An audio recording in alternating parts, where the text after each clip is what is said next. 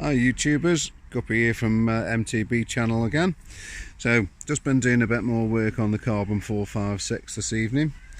I'm basically installing new bottom bracket and Sram XX carbon cranks onto it.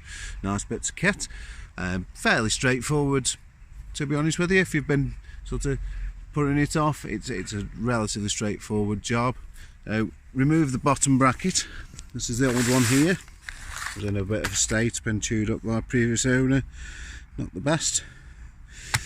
Do recommend getting a decent tool. I got this off eBay, to be fair. It was about £4. cheap and cheerful, but does the job. Fits the bottom bracket quite well. Much better than an open-ended spanner, it seems, because they just tend to spin round, especially if you've got a bottom bracket that's been sort of chewed up like this one has, in a bad way. So yeah, got rid of that. Got the new bottom bracket on, nice and easy.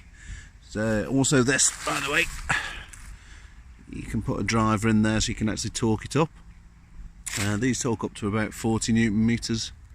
I think that they're about £30, something like that. Fairly straightforward. Greased it, greased all inside, greased the crank going on. These SRAM cranks, GXP crank, fairly straightforward to fit. They only go in one way because there's two different size bearings, so dead straightforward. Nice bit of kit as well, absolutely weigh nothing. Brilliant. So yeah, put that in.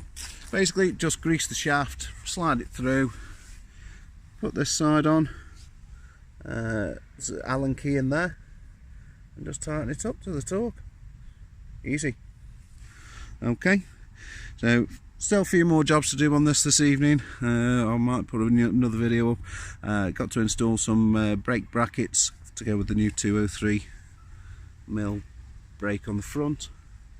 But yes, still waiting on parts, unfortunately.